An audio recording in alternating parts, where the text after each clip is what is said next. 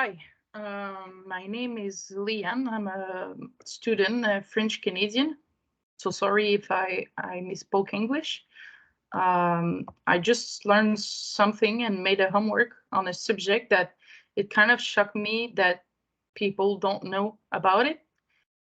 So I will just read to you my homework because I think it's really important for the conscience of everyone. So I'll just go.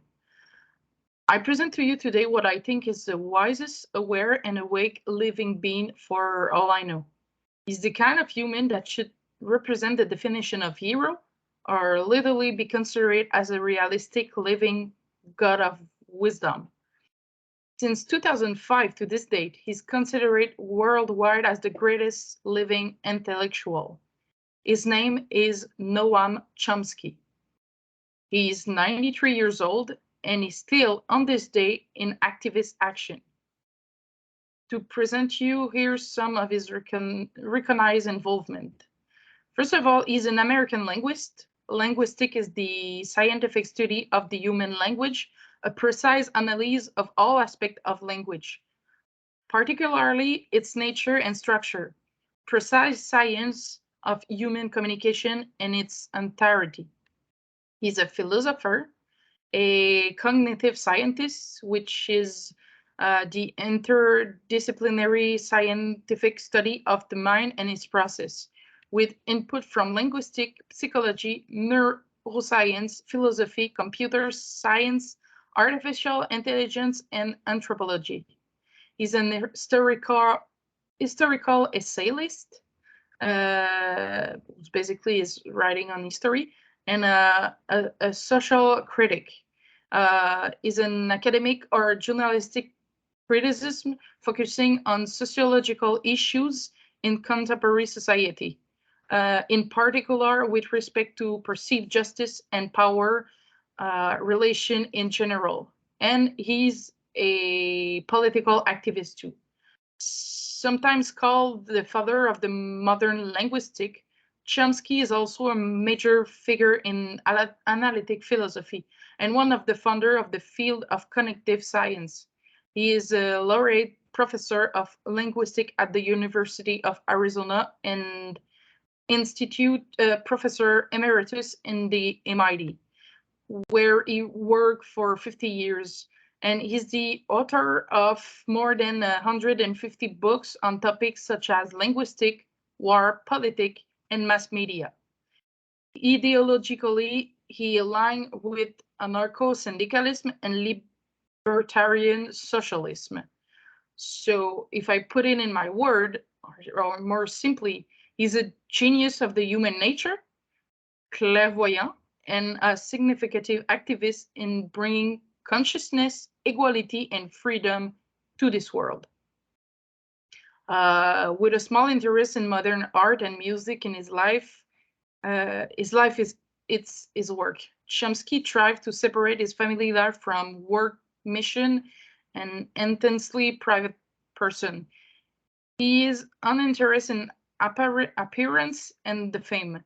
McGilvray, who's a teacher in philosophy emeritus at McGill University at Montreal, has written a general introduction to Chomsky's work and became a companion to Chomsky. He suggests that Chomsky was never motivated by a desire for fame, but impelled to tell what he perceived as the truth and a desire in helping others to find consciousness and the ability to deprogramming and protect your brain from toxic, unhealthy outside influence. The rest is more my word. Notoriety will make him lose credibility regarding to the conclusion of his research, his learning, and his knowledge.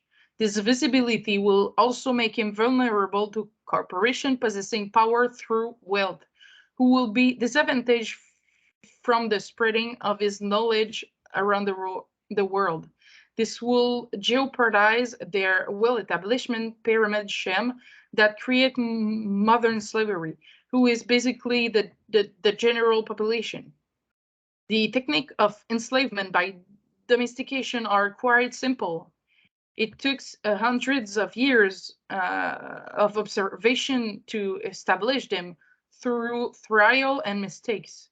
The system is built by overstimulating the human brain from an early age by accustoming the individual to dependence, to insecurity, skillfully established by the fear of the unknown, the numbness of a natural resourcefulness. So basically, the fear of difference and the unknown.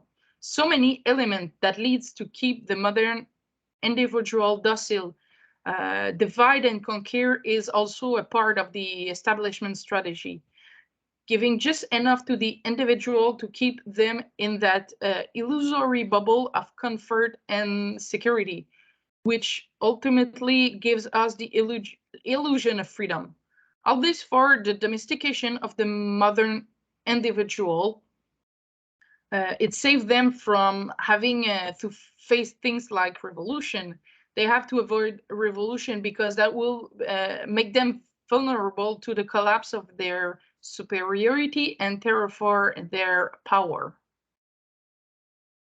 This man sacrificed all the time he have in life and keeps doing it for a common peace and consciousness, spending his entire life to share all he could and and did it like the genius he became with all those sacrifices, saving directly or indirectly millions of lives only with the power of his word and knowledge. So my wonder is why no one know his name? Why don't they teach us at school the life work of what is known as the biggest genius living? Why there is a recognized most intelligent and wise men living, and we're not exposed in any way to his knowledge. Like I said before, people who have the biggest power to make those decisions don't want us to be awake because it will crush their power. I'll made one of my life mission as propagate, elaborate, and perpetrate his work. I'll be a part of his continuity for sure. In my way and words, I see a thing exactly like him, and that's one of the reasons he's my living hero. I'll certainly spread his world by sharing all he did, inspired by his work and based on his research. I will be part of the spreading for sure. And now I will go with some of Noam Chomsky essay that some part of it that I found really interesting. Uh, I'll go with the first. The whole education and professional training system is a very elaborate filter, which just weeds out people who are too independent and who think by themselves and who don't know how to be submissive. And so on cause they're dysfunctional to the institution. Next one. The smart way to keep people passive and obedient is to strictly limit the spectrum of acceptable opinion, but allow very likely debate within that spectrum. Next one. The smart way to keep people passive and obedient. I read that part. Next one. Optimism is a strategy for making a better future, because unless you believe that the future can be better, you are unlikely to step up and take responsibility for making it so. Next one. All over the place, from the popular culture to the propaganda system, there is a constant pressure to make people feel like they're helpless or yeah, helpless. That the only role they can have is to ratify decision and to consume. Next one.